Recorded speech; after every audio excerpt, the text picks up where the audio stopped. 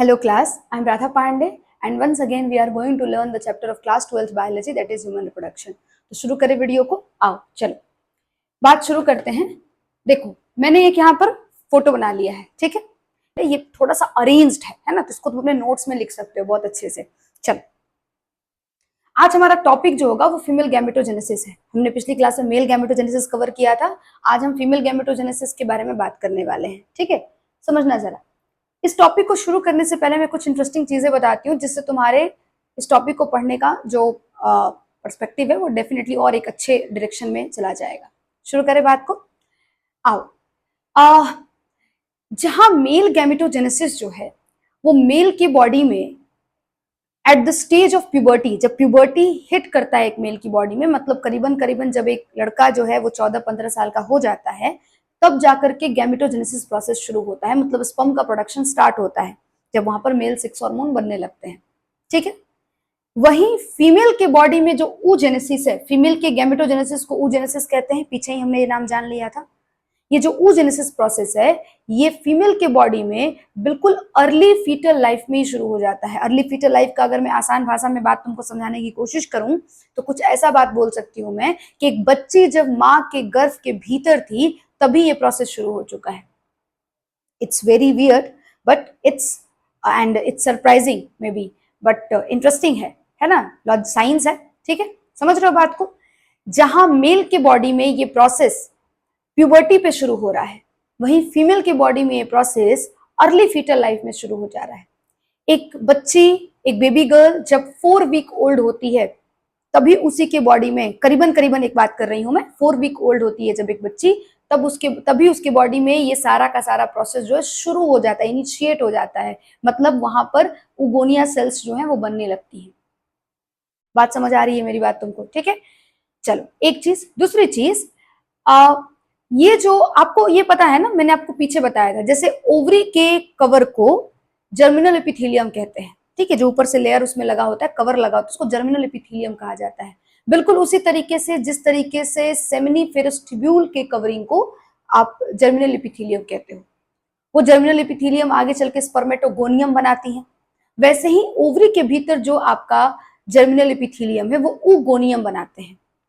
oogoनियम एक singular term है, जैसे स्पर्मेटोगोनियम मतलब एक होता है, वैसे oogoनियम भी एक सेल को रिप्रेजेंट कर रहा है। oogonia बोलूंगी तो मेनी सेल्स को रिप्रेजेंट करेगा, प्लूरल टर्म हो जाएगा, बहुवचन हो जाएगा। समझ पा रहे हो बात को, ठीक है। अब समझना जरा, यहां पर जो आपके, और ये सारा प्रोसेस चल कहाँ रहा है, मैं भी एक फोटो बनाऊंगी तुम्हारे सामने, ठीक है, उससे तुम्हारी और अच्छी क्लैरिटी हो जाएगी। ये पूरा का पूरा प्रोसेस बॉडी के किस हिस्से में चल रहा है अगर कोई पूछे तो क्या जवाब दोगे कि ओवरी के भीतर चल रहा है। कहीं और मत ढूंढने लगना, कहाँ चलेगा ये सब कुछ, ओवरी के भीतर, सही है। अब ओवरी के भीतर तुम्हारे oogonia सेल्स का फॉर्मेशन हो रहा है, ठीक है। और कब से शुरू हो गया ये फॉर्मेशन, 4 वीक ओल्ड जब एक बेबी थी करीबन तभी ये प्रोसेस शुरू हो चुका है, ठीक है। और एक बच्ची जब 25 वीक ओल्ड हो जाती है, मतलब लगभग उसकी बॉडी जो बच्ची जो है वो 5 मंथ्स के करीब में पहुंच चुकी है, तो उस बच्ची के बॉडी के भीतर ये जो oogonia सेल्स हैं इनके नंबर माइटोसिस कर करके, देखो इन oogonia में माइटोसिस हो रहा है लगातार, ठीक है, माइटोसिस कर करके ये करीबन 7 मिलियन तैयार हो जाते हैं। जब ये बच्ची 5 से 6 महीने के करीब में होती है, एक बच्चे को बनने में 9 महीना लगता है, तो 5 से 6 महीने के करीब में जब इसका हो रहा होता है, माँ के गर्भ के भीतर जब इतना दिन गुजार चुकी होती है, तो लगभग 7 मिलियन आपको वहां पर oogonia सेल्स तैयार हो चुकी होती हैं, ठीक है। अब ये जो oogonia सेल्स हैं जो तैयार हुई हैं, पहले तो ये oogonia सेल्स डिप्लॉयड होती हैं। डिप्लॉयड का मतलब पिछली क्लास में भी तुमको समझाया था मैंने, जहाँ पे 46 क्रोमोजोम हो एक सेल के भीतर, 23 आपके पापा से आया है और 23 आपकी मम्मी से आया है, सही है। और ये 46 क्रोमोजोम वाला जो सेल है ये माइटोसिस कर करके और मिलियंस ऑफ oogoनियम सेल्स को तैयार कर देता है। और ये मिलियंस ऑफ oogoनियम सेल्स, जो 7 मिलियन आपके oogoनियम सेल्स तैयार हुए हैं 25 वीक ओल्ड बेबी गर्ल के अंदर, वो 7 मिलियन oogoनियम सेल्स, फर्दर उसमें कोई भी oogonia सेल्स अब ऐड नहीं होने जा रहा है। अब समझो कितना इंटरेस्टिंग सिचुएशन है, जहां मेल के बॉडी में जो स्पर्म है उसका सप्लाई कॉन्टिन्यूअस है और टिल डेथ, जब तक उस मेल की डेथ नहीं हो जाएगी तब तक स्पर्म बनते रहेगा। प्यूबर्टी में एक बार जो शुरू हो गया ये प्रोसेस, ये तब तक चलते रहेगा जब तक वो मेल की डेथ नहीं हो जाती। वही फीमेल की बॉडी में, और वहां पर कॉन्टिन्यूअसली ये चीज हर दिन बन रहा है, फ्रेशली हर दिन बन के आ रहा है, हर दिन फ्रेश सप्लाई अवेलेबल है उनके पास। जबकि फीमेल की बॉडी में पूरा का पूरा गैमेट कितना बनेगा ये ऑलरेडी पहले से डिसाइड किया जा चुका है। 7 मिलियन आपके करीबन करीबन ओगोनियम सेल्स तैयार हो चुकी हैं 25 वीक ओल्ड बेबी गर्ल में, और अब उसी 7 मिलियन ओगोनियम सेल्स का ही आपको यूज करना है आगे के पूरी लाइफ में। आई थिंक आपको मेरी बात क्लियर हो रही होगी। ये 7 मिलियन ओगोनियम सेल्स के बाद यहां पर देखो मैंने एक लाइन लिख रखा है कि no more oogonia are formed and added after birth. यहाँ तो खैर बर्थ लिखा है, लेकिन करीब करीब समझ के चलो इस बात को कि 22 से 25 वीक के बाद जब तक 7 मिलियन ओगोनियम सेल्स बन जाती हैं करीबन करीबन, उसके बाद अब कोई ओगोनिया सेल्स फर्दर ऐड नहीं होता।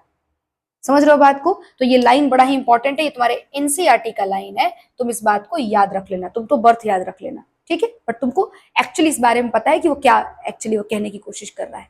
समझ गए हो? अब ये 7 मिलियन ओगोनियम सेल्स जो यहाँ पर आपकी तैयार हुई है माइटोसिस से, उसमें से कुछ डिफरेंशिएट करके प्राइमरी oocytes में डेवलप कर जाएंगी और कुछ डिग्रेड भी हो जाएंगी। समझ रहे हो? कुछ वहीं पे खत्म भी हो जाएंगी, मर भी जाएंगी, है ना? तो डिग्रेड हो जाएंगी, कुछ जो है वो डिफरेंशिएट करके और प्राइमरी oocytes में डेवलप कर जाएंगी। प्राइमरी oocytes में डेवलप कर गई, और ये जो प्राइमरी oocytes है देखो इसमें और इसमें कुछ अंतर नहीं है, कुछ खास, थोड़ा बहुत साइज वाइज बढ़ा है, बाकी क्रोमोसोम की संख्या वही रह गई है, ठीक है, 2n यहाँ पर भी है।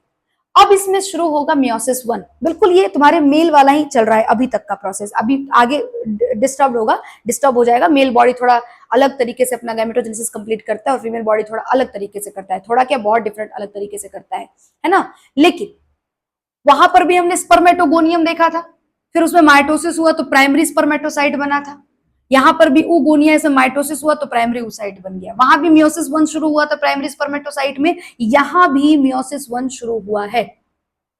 लेकिन अब तुमको कुछ बात समझना है। देखो, एक मियोसिस को कंप्लीट करने के लिए 2 स्टेजेस लगाई जाती हैं, 2 स्टेज में होता है कंप्लीट, मियोसिस 1 और मियोसिस 2। पीछे भी देखा था तुमने। और मियोसिस 1 के अंदर 4 फेज होते हैं। मतलब समझ के देखो, अगर एक जनरल भाषा में बात करें तो एक प्रोसेस को कंप्लीट करने के लिए 4 स्टेप चलना पड़ रहा है, 4 फेज में चलना पड़ रहा है। बस यही कहने की कोशिश कर रही हूं मैं। वो 4 फेज के नाम तुमको याद कर लेने हैं। अब जिसने सेल डिवीजन पढ़ा है उनको पता है बहुत अच्छे से, जिनको नहीं पता है वो यहां पर सीखने की कोशिश करें। वो 4 फेज में पहला प्रोफेज 1, दूसरा मेटाफेज 1, तीसरा एनाफेज 1, चौथा टीलोफेज 1। सही है? इस 4 फेजेस को जब क्रॉस कर लिया जाएगा तो मियोसिस 1 कंप्लीट होगा। फिर 4 फेजेस आएंगी, कौन कौन सी? यही सेम, बस 2 लगा देना है। प्रोफेज 2, मेटाफेज 2, एनाफेज 2 और टीलोफेज 2।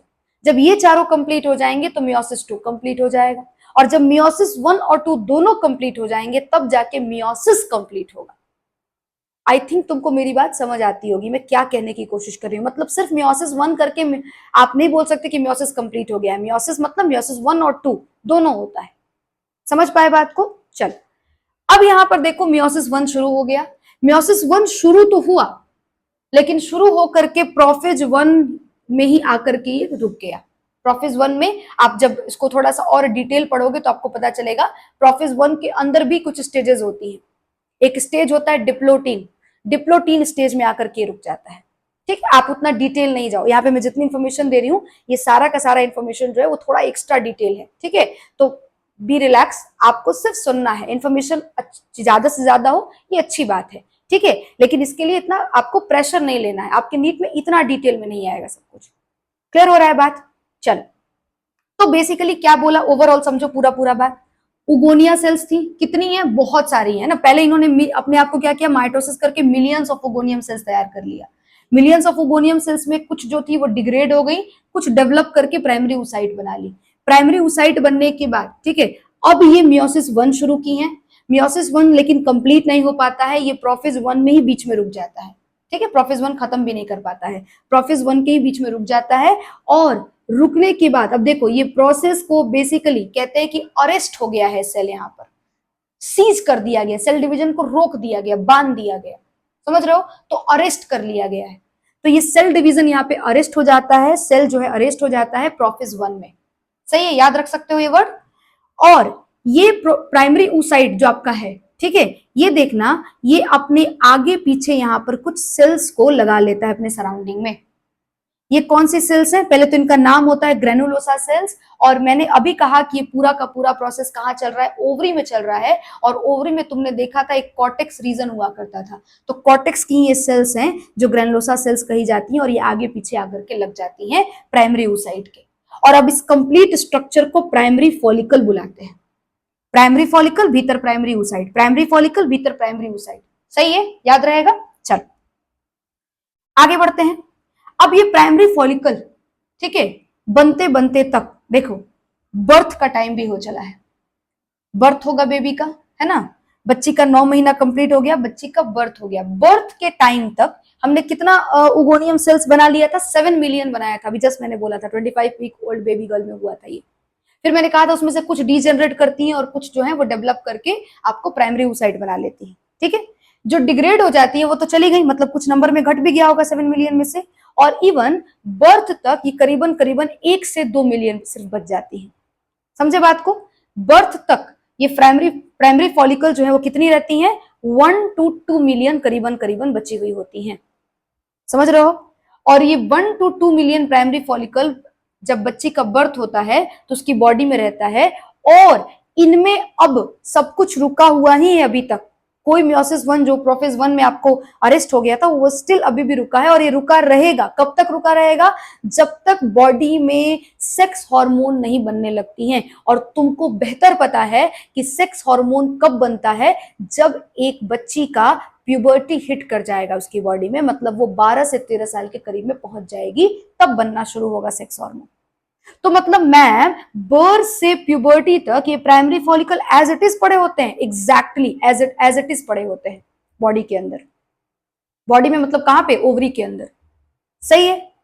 अब ये बर्थ से प्यूबर्टी तक में मैंने कहा था बर्थ के टाइम में लगभग 1 to 2 मिलियन, 1 to 2 मिलियन आपको यहां पर क्या रहता है, करीबन करीबन प्राइमरी फॉलिकल्स अवेलेबल होती हैं। प्यूबर्टी आते आते तक मतलब 12-13 साल के भीतर ये 1 to 2 मिलियन में से जो प्राइमरी फॉलिकल्स हैं ये फर्दर अभी डीजेनरेट होती रहेंगी, और डीजेनरेट, इस डीजेनरेशन को हम लोग फॉलिकुलर एट्रेशिया कहते हैं। इस फॉलिकुलर एट्रेशिया के पीछे क्या रीजन है ये कुछ क्लियर कट नहीं है अभी तक हमारे पास, कुछ हम लोग को क्लियरली नहीं मालूम है कि क्यों होता है ये फॉलिकुलर एट्रेशिया, समझ रहे हो बात को। लेकिन फिलहाल बॉडी में चूंकि इसको देखा गया है और आपके बुक में ये बात लिखा हुआ है, तो आपको ये बात याद रखना है। इसका वेल नोन रीजन अभी तक किसी को नहीं मालूम। क्लियरली समझ में आया क्या बोला मैंने आपको। तो बर्थ से प्यूबर्टी तक क्या हो रहा है, फॉलिकल्स स्टिल डीजेनरेट हो रही है, खराब होती चली जा रही है, खराब होती चली जा रही है, समझ में आ रहा है। और खराब होते होते डेफिनेटली नंबर भी कम हो रहा होगा, 1 to 2 मिलियन नंबर घटना शुरू कर देगा। और नंबर घट करके देखो जरा 60 से 80 हजार केवल फॉलिकल्स रह जाएंगी एक ओवरी के भीतर, समझ पा रहे हो बात को। 60 to 80,000 जो फॉलिकल्स हैं वो एक ओवरी में अब बचेंगी, मतलब दोनों ओवरी मिला करके अब सिर्फ और सिर्फ 1,60,000 मैक्सिमम फॉलिकल्स रह गई हैं, समझ रहे हो बात को। और यही आपको प्यूबर्टी के टाइम तक बचेंगी। अब प्यूबर्टी आपको यहां पर फाइनली हिट कर चुका है बच्ची में, और ध्यान से सुनना आप, इतने साल से 9 महीना बर्थ से पहले पहले और पीछे इधर उसके बाद, है ना, बर्थ के बाद लगभग 12-13 साल से आपका जो मियोसिस 1 है, ठीक है, करीबन करीबन ये रुका हुआ है आपका प्रोफेज 1 में जाकर के, अरेस्ट है ये प्रोसेस। ये पूरा का पूरा 9 महीना नहीं, मतलब आप समझ रहे हो ना, ये पूरा ड्यूरेशन और ये वाला ड्यूरेशन में जो है कुछ ड्यूरेशन तक मियोसिस 1 जब से शुरू हुआ है तब से अभी तक रुका ही है। प्यूबर्टी हिट होने के बाद इस मियोसिस 1 को वापिस से क्या करना है, शुरू होना है, अपने आप को कंप्लीट कराना है, मियोसिस 1 को खत्म करना है। तो किसी भी काम को बहुत समय तक अगर रोक देते हैं और उसको फिर से शुरू करना तो वार्म अप करना पड़ता है, ठीक है, थोड़ी सी गर्मी लानी पड़ती है। तो वही चीज यहाँ भी करेंगे, देखना जरा, सुनना, ये स्टोरी के फॉर्म में समझा रहे ताकि तुमको जल्दी समझ में आ जाए। यहां तक प्रोसेस मियोसिस 1 क्या था, अभी तक इतने समय से रुका हुआ है भाई, है ना, वो भी भूल गया कि मियोसिस 1 करना है आगे चल के हमको। तो मियोसिस 1 और प्रोफेज 1 में जाकर के वो प्रोसेस अरेस्ट हो रखा है, सेल जो है वो अरेस्ट हो गया है, सेल डिवीजन। अब यहाँ पर ये जो प्राइमरी फॉलिकल है, देख रहे हो, ये प्राइमरी फॉलिकल थोड़ा सा वार्म अप करेगा। कैसे वार्म अप करेगा ये? पहले ये अपने ग्रेनुलोसा सेल्स के लेयर को बढ़ाएगा और मल्टी लेयर्ड यहाँ पर सेल्स तैयार कर लेगा। इसके ऊपर में ही एक और यहाँ पर लेयर तैयार हो जाएगी जिसको थीका का लेयर कहते हैं, थीका लेयर होता है, ठीक है, वो भी आपको ये फॉलिकुलर की सेल्स ही होती हैं और वो बेसिकली यहाँ पर एक लेयर तैयार कर लेती है, इसको थीका लेयर कहते हैं, THECA, थीका। वर्ड कहाँ लिखा है, ये देखो यहाँ लिखा है थीका, ठीक है, लिख दूं, यहाँ पर लिख देती हूँ, थीका लेयर तैयार कर लिया इन्होंने। बहुत ज्यादा किचमिच हो गया है, ठीक है, लेकिन तुम इसको ध्यान से सारा एक एक चीज नोट कर लेना, कुछ भी छोड़ना नहीं, समझ गए हो? चलो, तो ये थीका की लेयर यहाँ पे तैयार हो गई, मल्टी लेयर्ड यहाँ पे ग्रेनुलोसा सेल्स भी तैयार हो गए और ये आपका भीतर में तो प्राइमरी oocyte पढ़ा ही हुआ है। अब इस स्ट्रक्चर का ओवरऑल नाम चेंज हो जाएगा भाई, इससे कुछ डिफरेंट हो गया ना, तो नाम तो बदलना चाहिए, तभी हम इन दोनों के बीच में डिफरेंशिएट आउट कर पाएंगे। और अब हम इसको बुलाएंगे secondary follicle. Primary follicle, primary oocyte, secondary follicle, primary oocyte। ये अब थोड़ा सा लोचा होना शुरू हो गया और अब यहां से याद रखना पड़ेगा कि है तो ये पूरा का पूरा स्ट्रक्चर सेकेंडरी फॉलिकल, लेकिन इसके भीतर में प्राइमरी oocyte मौजूद है, सेकेंडरी oocyte नहीं मौजूद है, कंफ्यूज नहीं होना, सही है? अब ये सेकेंडरी फॉलिकल बन गया। ये सेकेंडरी फॉलिकल, अब इसके भीतर मियोसिस, पहले वार्म अप कर लिया इन्होंने, सेकेंडरी फॉलिकल तैयार कर लिया। अब सेकेंडरी फॉलिकल अपना जो पुराना काम जो छोड़ के रखा हुआ था पीछे, जिसको उन्होंने बीच में ही रोक दिया था, उसको ये कंप्लीट करेंगे और मियोसिस 1 पूरा हो जाएगा। समझ गए बात को? मियोसिस 1 कंप्लीट हुआ और फाइनली आपको देखो एक नया स्ट्रक्चर तैयार हुआ। सबसे पहला काम जो तुमको यहाँ पे समझ में आ गया होगा वो ये हुआ होगा कि देखो जरा यहाँ पर ये आपका प्राइमरी oocyte, देखो जरा, माइटोसिस से ये डेवलप हुआ था प्राइमरी oocyte। इस प्राइमरी oocyte ने मियोसिस कंप्लीट कर लिया है, मतलब एक सेल ने मियोसिस 1 कंप्लीट कर लिया है और मियोसिस 1 कंप्लीट होने पर एक सेल 2 सेल में कन्वर्ट हो जाता है, सही है क्या? और उसके भीतर जो क्रोमोसोम है, अगर यहाँ पर 2n है तो ये n हो जाता है।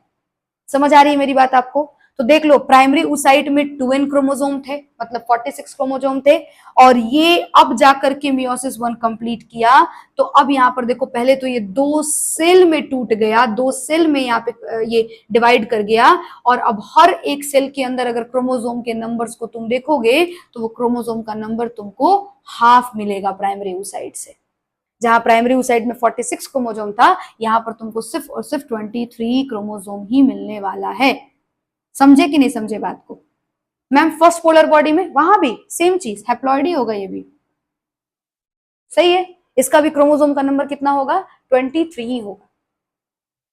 मैम ये थोड़ा वियर्ड डिवीजन नहीं लगता आपको देख करके? ये बड़ा बनाया आपने, ये छोटा बनाया, गलती से बन गया? नहीं नहीं, गलती से नहीं बना, ये सेल डिवीजन ऐसा ही होता है। यहाँ पर क्यों होता है इसका भी रीजन है, अपने दे सकते हैं। इसका रीजन ये हो सकता है कि सेकेंडरी oocyte को ही आगे चल करके जाइगोट बनाना है, बेबी बनाना है, तो इसके पास अधिक से अधिक साइटोप्लाज्म जाए ताकि ये अपने आप को मेंटेन अच्छे से करा सके। शायद इसकी वजह से इस तरह से अनइक्वल सेल डिवीजन होता है, साइटोप्लाज्म का जो बंटवारा है वो अनइक्वल तरीके से होता है। आई होप तुमको मेरी बात समझ आई होगी। फर्स्ट पोलर बॉडी जो है उसको बहुत कम साइटोप्लाज्म मिलता है, लेकिन क्रोमोसोम उतना ही मिलता है। क्रोमोसोम उतना ही क्यों मिलता है मैम? वरना फिर मेंटेन नहीं होगा क्रोमोसोम। सोच के देखो, अगर फीमेल गैमेट ही, अब सोचो सेकेंडरी oocyte के पास अगर ज्यादा क्रोमोसोम होता तो अभी स्पर्म का क्रोमोसोम लेकर के वो डिप्लॉयड ही रह जाएगा या उससे आगे निकल जाएगा?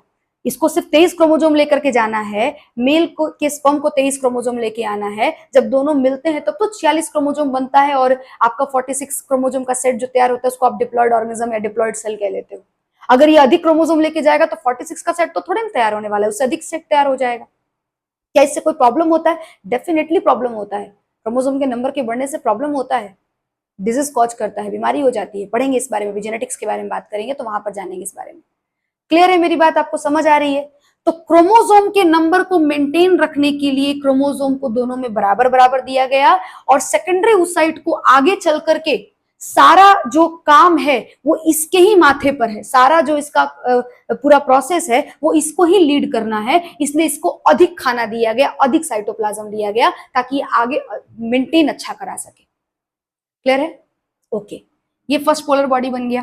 फर्स्ट पोलर बॉडी प्रोबेबली या तो बॉडी में डीजेनरेट हो जाता है, कभी कभार ऐसा भी देखा गया है कि आगे चल करके सेल डिवीजन करके और ये दो बॉडी में कन्वर्ट हो जाता है। ठीक है, मतलब दो पोलर बॉडी और बना लेता है। ठीक है, लेकिन इसके बारे में इतना ही हम लोग को इन्फॉर्मेशन रखना है, बहुत इसके बारे में इन्फॉर्मेशन भी नहीं है दुनिया में, तो इस बात को यहीं पे खत्म करना है, डिरेल नहीं होंगे टॉपिक से। क्लियर है? ये सेकेंडरी oocyte बन गया है। अब समझो कुछ कुछ बातें। ये जो स्ट्रक्चर बना हुआ है देखना जरा, इसमें एक तो पहले आपका प्राइमरी oocyte दो सेल बनाया, मेयोसिस 1 कंप्लीट होने पे एक polar body, first polar body और एक सेकेंडरी oocyte। ठीक है, सेकेंडरी oocyte बनने के साथ साथ जो ग्रेनुलोसा सेल्स हैं देखो, वो भी उनके भी नंबर्स बढ़ गए और उसमें एक क्रेविसिस बनने लगा है, पॉकेट बनने लगा है, एक पिट बनने लगा है, गड्ढा बनने लगा है, देख सकते हो यहां पर, और इस गड्ढे को एंट्रम बुलाया जाता है। समझ आ रही है आपको मेरी बात? और ये फीचर होता है, कैरेक्टरिस्टिक फीचर होता है इस स्ट्रक्चर का, इसका गुण होता है ये। ठीक है, मैं इस बात को यहां लिख देती हूं।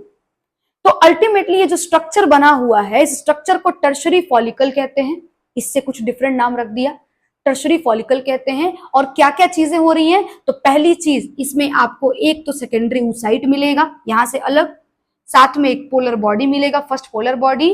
तीसरी चीज आपको यहाँ पर एक एंट्रम मिलेगा और इस एंट्रम के भीतर देखो जरा कुछ फ्लूइड भरा हुआ रहता है यहाँ पर, इसमें थोड़े बहुत यहाँ पर फ्लूइड सिक्रेटेड हुए रहते हैं। कौन सिक्रेट करता है ये फ्लूइड? यही सेल्स करती हैं, जो ग्रेनुलोसा की सेल्स हैं यही यहाँ पर फ्लूइड सिक्रेट करती है। साथ में थोड़ा बहुत oocyte का भी कंट्रीब्यूशन होता है, जो सेकेंडरी oocyte है इसका भी थोड़ा बहुत कंट्रीब्यूशन होता है, लेकिन मेनली ग्रेनुलोसा सेल्स यहाँ पर अपना फ्लूइड सिक्रेशंस करती है। फॉलिकुलर फ्लूइड कहते हैं इसको, फॉलिकल से निकला हुआ फ्लूइड फॉलिकुलर फ्लूइड है। ठीक है, फॉलिकुलर फ्लूइड फिल्ड विथ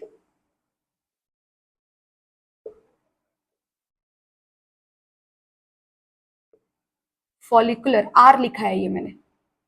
ठीक है, फॉलिकुलर फ्लूइड। क्लियर है? क्या क्या होता है इस फ्लूइड में? इस फ्लूइड में प्रोटीन्स होती हैं, कुछ हार्मोन्स होते हैं, ओवरऑल न्यूट्रिशन होता है। एक ही बात याद रखो, सही है? क्या काम करेगा? नरिशमेंट कराएगा। समझे बात को? क्या करेगा ये? नरिशमेंट करेगा, इस स्ट्रक्चर को मेंटेन रहने में हेल्प करेगा, सेकेंडरी oocyte को नरिश करेगा। ठीक है, उसका ध्यान रखेगा। क्लियर है ये चीज? चलो, तो ये पूरा स्ट्रक्चर आपका बन गया। ध्यान से सुनना, मैंने तीन बातें बोल दी हैं। पहली चीज बोली सेकेंडरी oocyte बनेगा, दूसरी चीज बोली फर्स्ट पोलर बॉडी बनेगा, तीसरी बात बोली एंट्रम बनेगा जिसके अंदर फ्लूइड भरा हुआ होगा, और चौथी बात जो मैं बोलने वाली हूं वो सुनना, ये थीका का जो लेयर तैयार हुआ था ये टूट करके डिफरेंशिएट करके दो पार्ट में बढ़ चुका है। और देखो, अंदर वाले हिस्से को थीका इंटरना कहते हैं और बाहर वाले हिस्से को थीका एक्सटर्ना कहते हैं। तो थीका इंटरना और एक्सटर्ना बन चुका है। समझ रहे हो बात को? और ये थीका इंटरना और एक्सटर्ना जो है ये आपको बन के तैयार हो गया, और इस कंप्लीट स्ट्रक्चर को टर्शरी फॉलिकल कहते हैं। सही है? तो मैं यहाँ पर एक चीज जो कब से बोल रही थी, अभी तुमको यहाँ पर अपनी कॉपी में जिस भी भाषा में तुमको बात समझ में आए उस भाषा में लिखना कि टर्शरी फॉलिकल जो बनता है उसके अंदर चार चीजें दिखती हैं सेकेंडरी फॉलिकल से जो अलग होती हैं। पहली चीज सेकेंडरी oocyte बनेगी, दूसरी चीज फर्स्ट पोलर बॉडी बनेगा, तीसरी चीज एंट्रम बनेगा जिसमें थोड़ा छोटा सा एंट्रम होगा जिसमें कुछ फॉलिकुलर फ्लूइड्स भी भरी होंगी, और चौथी चीज जो थीका का लेयर है वो डिवाइड होकर थीका इंटरना और एक्सटर्ना में कन्वर्ट हो चुका होगा। और इवन फॉर्मेशन ऑफ एंट्रम, ये बात भी याद रखना है,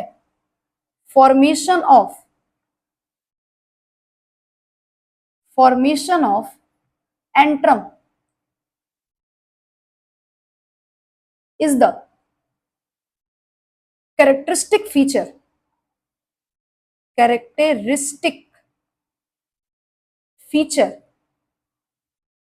ऑफ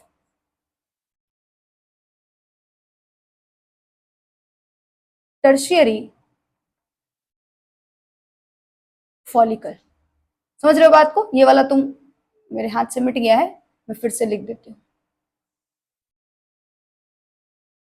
ओहो, फर्स्ट पोलर बॉडी। ठीक है, सही है? समझ रहे हो बात को? क्या लिखा मैंने यहाँ पर? इस लाइन का क्या मतलब है? एंट्रम का बनना एक गुण होता है टर्शरी फॉलिकल का। मतलब अगर टर्शरी फॉलिकल को समझो, कैरेक्टरिस्टिक फीचर का मतलब होता है कि पहचान देता है वो उसको, है ना। मतलब अगर टर्शरी फॉलिकल बना है, इस बात को पहचानना हो तो आपको चेक करना चाहिए कि वहां पे एंट्रम बना है कि नहीं। अगर एंट्रम नहीं बना है, अगर एंट्रम बन करके उसमें फ्लूइड नहीं भरा हुआ है, तो टर्शरी फॉलिकल का स्ट्रक्चर प्रोबेबली नहीं कहा जाएगा। तो उसका गुण है, वो कैरेक्टरिस्टिक फीचर है, पहचानने का गुण है। समझ गए बात को? ये बहुत इंपॉर्टेंट लाइन है, तुमको याद रखना है। Formation of antrum is the characteristic feature of tertiary follicle. Copy में नोट कर लेना है। क्लियर है क्या? चलो, अब ये पूरा का पूरा जो स्ट्रक्चर है टर्शरी फॉलिकल बन गया। और देखो बहुत इंटरेस्टिंग चीज जो मैं बार बार बोल रही हूँ, primary follicle primary oocyte, secondary follicle primary oocyte, tertiary follicle secondary oocyte। गड़बड़ यहीं से शुरू हो गया था। टर्शरी फॉलिकल है, सेकेंडरी oocyte है। समझ रहे हो? और ये जो आपका स्ट्रक्चर है, फाइनली जब ये डेवलप करेगा, तो डेवलप करने के बाद ये अब बनाएगा मैच्योर ग्राफियन फॉलिकल। सही है? और ये जो मैच्योर ग्राफियन फॉलिकल है, इससे इसमें अलग क्या है देखो जरा। सबसे पहले तो ये जो एंट्रम है, मतलब इन्होंने और भी ज्यादा फॉलिकुलर सेल्स को किनारे करना शुरू किया और ज्यादा यहाँ पर डिप पीट तैयार कर दिया इन्होंने, और भी ज्यादा गहरा गड्ढा तैयार कर लिया, जिसके भीतर देखो पूरा का पूरा फ्लूइड भरा हुआ है। ठीक है? Antrum filled with fluid, follicular fluid. Clear है क्या? और ये इसके एंट्रम के बनने की वजह से तुम देख सकते हो, जो ग्रेनुलोसा की सेल्स हैं वो दो पार्ट में टूट गई। एक जो ऊपर जाके लग गई हैं और एक जो नीचे जाके लग गई हैं। जो ऊपर की हैं उनको स्टिल अभी ग्रेनुलोसा सेल्स ही कहेंगे, लेकिन जो नीचे की तरफ लग गई हैं, जिसको मैंने हल्का ग्रीन से पेंट कर दिया है, इसको कोरोना रेडिएटा कहते हैं। देख सकते हो, कोरोना रेडिएटा कहते हैं। सही है? उसके नीचे देखो जरा, आप सुनो, ये स्ट्रक्चर है सेकेंडरी oocyte जो भीतर में है, उसके ऊपर एक और लेयर जनरेट हो गया है। ठीक है? रेड कलर का मैंने इसको पेंट किया है, उसको जोना पेलुसिडा कहते हैं। और बेटा, जोना पेलुसिडा जो होता है वो एक नॉन सेलुलर मेम्ब्रेन है, मतलब सेल से नहीं बना है ये स्ट्रक्चर। सेल यहां पर नहीं होता, ए सेलुलर या नॉन सेलुलर मेम्ब्रेन इसको कहा जाएगा। और याद रखना है, ये प्रीवियस ईयर क्वेश्चन है। सही है क्या? तो मैम फिर किस चीज से बना है? प्रोटीन से बना है करीबन करीबन। सही है? यहाँ पर प्रोटीन और कुछ कुछ चीजें लगी हुई हैं। आपको ये याद रखना है कि ये सेल इसमें नहीं लगा, इसमें सेल का कंट्रीब्यूशन नहीं है। ठीक है? ये जोना पेलुसिडा जो है एक प्रोटीनेसिस लेयर है, और ये आपको oocyte के ऊपर, सेकेंडरी oocyte के ऊपर बन गया है। उसके ऊपर कोरोना रेडिएटा है। ठीक है? और देखो यहां से कनेक्टेड है ये थोड़ा बहुत ग्रेनुलोसा सेल्स के साथ, और ये देखो ये पतला सा लेयर जो ऊपर की तरफ चिपक गया है वो ग्रेनुलोसा सेल्स है, और बीच में फ्लूइड भर गई हैं। और ये फ्लूइड इतनी ज्यादा सिक्रेशंस का क्या पर्पस है? वह सेम टू सेम वही पर्पस है, न्यूट्रिशन इनको प्रोवाइड करना है, नरिश करना है पूरे स्ट्रक्चर को। तो नंबर में इनका, अमाउंट में इनका ज्यादा होना ऑब्वियसली ज्यादा मतलब जरूरी है। समझ रहे हो बात को? अब ये जो पूरा का पूरा स्ट्रक्चर है, इसको कहते हैं मैच्योर ग्राफियन फॉलिकल। ठीक है? और ये मैच्योर ग्राफियन फॉलिकल कहां पे तैयार हुआ है? ये तैयार हुआ है ओवरी के भीतर। और अब इस स्ट्रक्चर में मियोसिस 2 शुरू होगा। समझ रहे हो?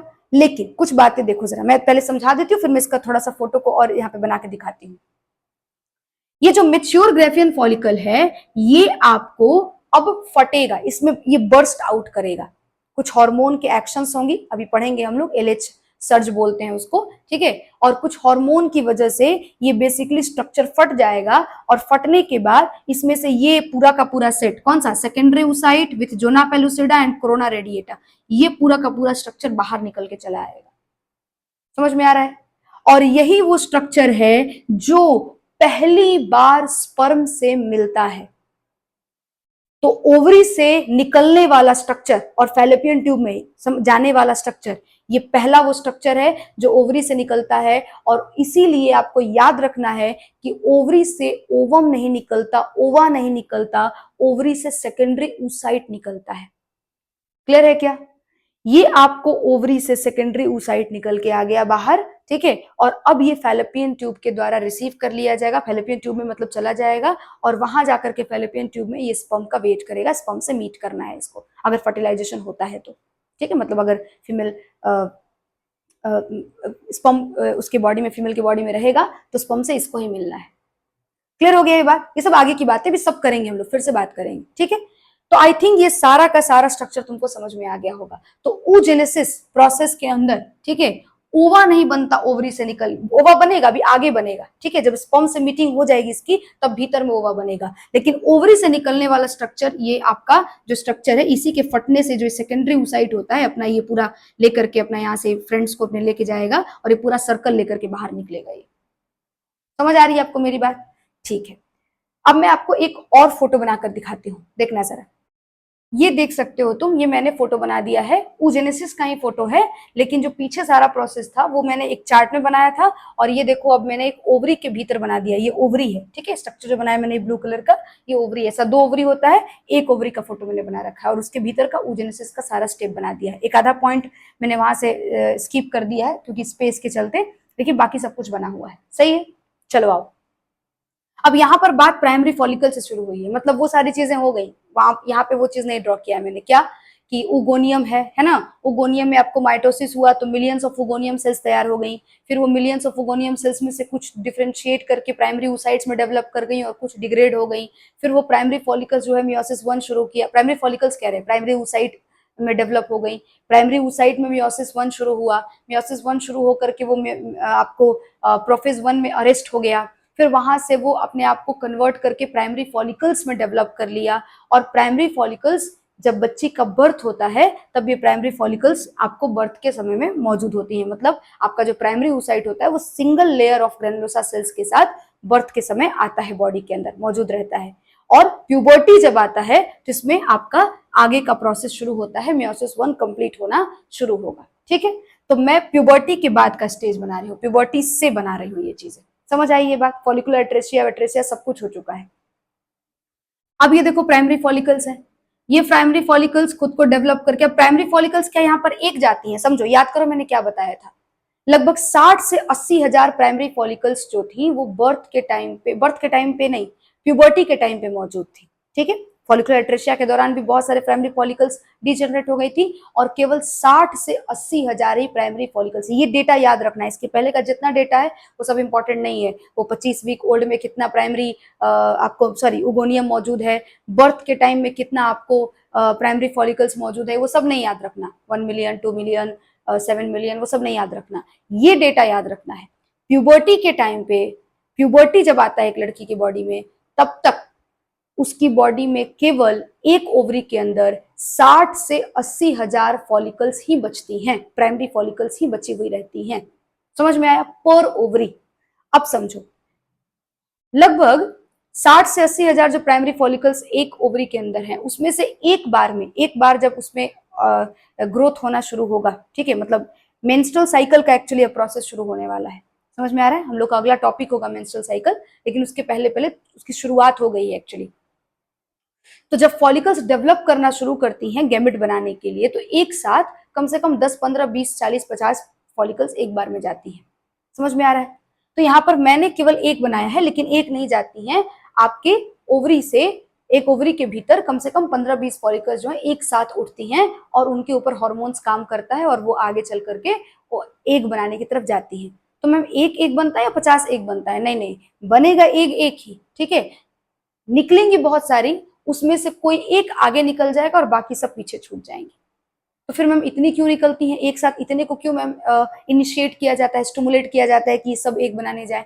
प्रोबेबिलिटी को मैक्सिमाइज करने के लिए, कि अगर कहीं एक, मान लो एक फॉलिकल को हम लोग स्टिमुलेट करते और उससे एक बनाने की कोशिश करते, और मान लो बीच में बाई चांस है ना, कोई वहां पे ऐसा एक्सीडेंट हो जाता जिससे वो गैमेट नहीं बना पाता, तो फिर तो हमको बात फिर से वहीं से शुरू करनी पड़ती, शुरुआत से, है ना, कि प्राइमरी फॉलिकल को वापस स्टिमुलेट करो। तो वो चीज ना करना पड़े, मेरा उतना सारा टाइम बचाने के लिए, अपने रिप्रोडक्शन के प्रोसेस को मैक्सिमाइज करने के लिए, एक साथ हम 20 फॉलिकल्स को स्टिमुलेट कर देते हैं उसके ऊपर हार्मोन्स डाल करके, और उस 20 में से कोई एक आगे बढ़ जाएगी, कंप्लीटली मेच्योर डेवलप सब हो जाएगी और एक बना देगी, और बाकी जो है सब पीछे ही छूट जाएंगी, सब बॉडी के मतलब ओवरी के भीतर ही कहीं ना कहीं डिजेनरेट होकर के खत्म हो जाएंगे। समझ में आ रहा है? अब यही बात, अब इसे तुम समझ सकते हो, एक फीमेल जो होती है वो लगभग 12-13 साल से शुरू करती है अपने बॉडी के अंदर फॉलिकल्स को डेवलप करके एग में कन्वर्ट करना, और लगभग 45 टू 46 और 50 के एज तक करीबन करीबन उसके बॉडी में ये प्रोसेस चलता रहता है, वो फॉलिकल्स को डेवलप करती रहती है और एग बनाती रहती है, ठीक है। और उसी उम्र तक एक औरत माँ भी बन सकती है, जबकि मेल में ऐसा नहीं होता। मेल में बिल्कुल डिफरेंट सिचुएशन है। मेल बुढ़ापे तक फादर बनने के लायक होते हैं, जब तक वो मरेंगे नहीं तब तक वो फादर बनने के लायक है। ठीक है, अब वो अलग बात है कि भाई एज फैक्टर होता है वहां पे कि उतने हॉर्मोन्स वहां पे एक्टिवली काम नहीं कर रहे हैं, स्पर्म उतना नंबर में नहीं आ रहा है, वो अलग चीज है। लेकिन स्पर्म बनता है बॉडी के भीतर, फीमेल में एक बनता ही नहीं है, मेनोपॉज आ जाता है। समझ में आ रहा है? और मेनोपॉज के पीछे जो वजह होता है वो समझ सकते हो, नंबर में जो आपके उगोनिया है उनकी नंबर लिमिटेड है।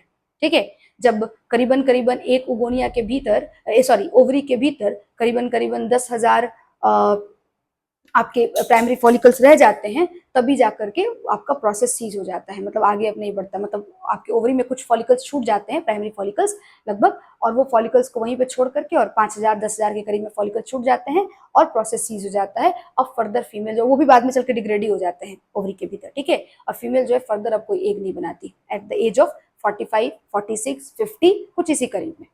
समझ में आया मेरी बात? तुमको क्या बोला मैंने? ठीक है, तो मैं यहाँ पर एक्चुअली ये बताने की कोशिश कर रही थी कि एक बार में करीबन करीबन 20 25 40 50 के करीब में फॉलिकल्स को स्टिमुलेट किया जाएगा।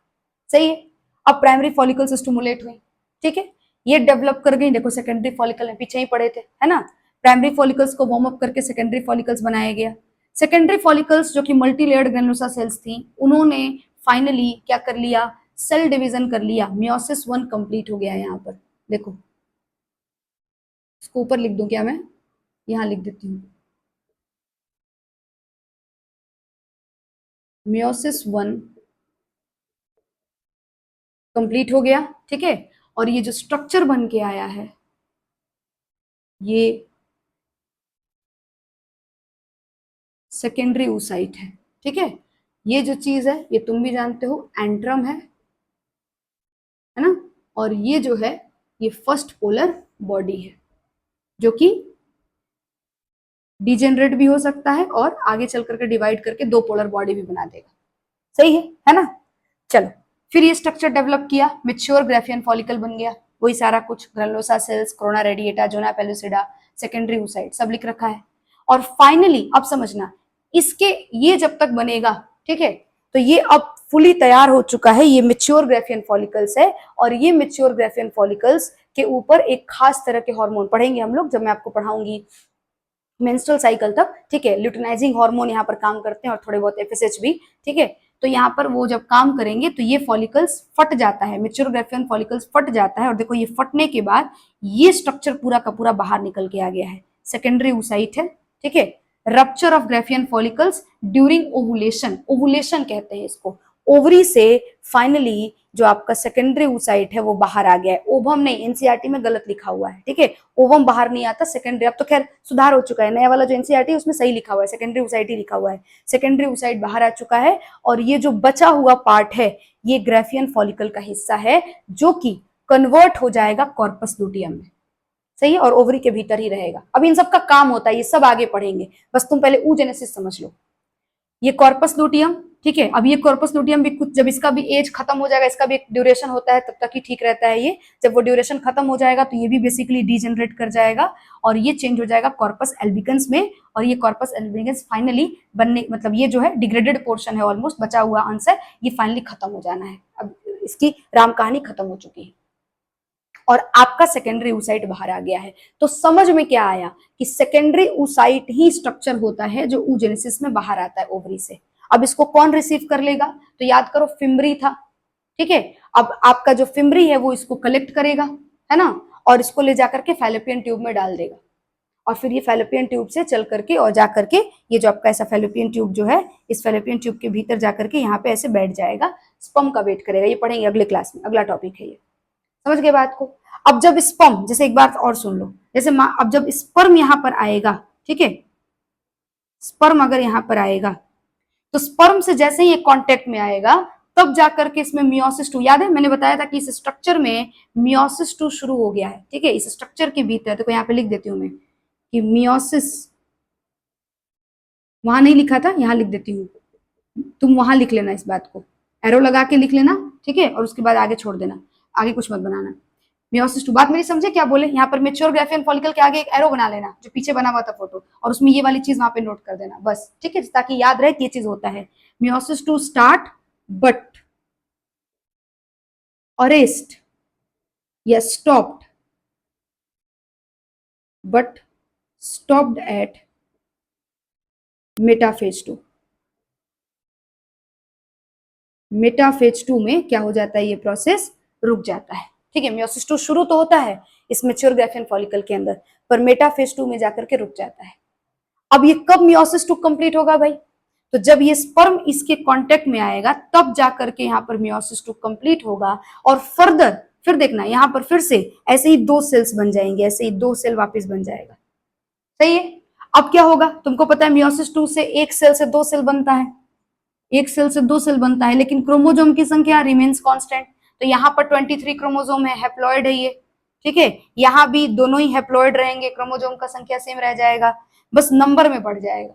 और फिर से जो यहाँ पर डिवीजन होगा वो अनइक्वल डिवीजन होगा, मतलब ये साइज में छोटा बनेगा, जिसको तुम सेकंड पोलर बॉडी बुलाओगे। ये सब आगे फिर आएगा, एक बार खाली सुन लो थोड़ा सा, सेकंड पोलर बॉडी बुलाओगे, और ये स्ट्रक्चर को अब कहेंगे ऊटीड या ओवम।